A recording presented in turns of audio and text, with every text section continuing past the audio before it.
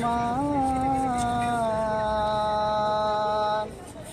علم القرآن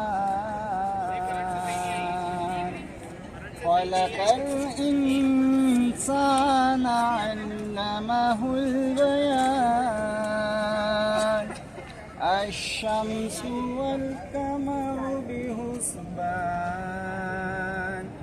والنجم والشجر يسجدان والسماء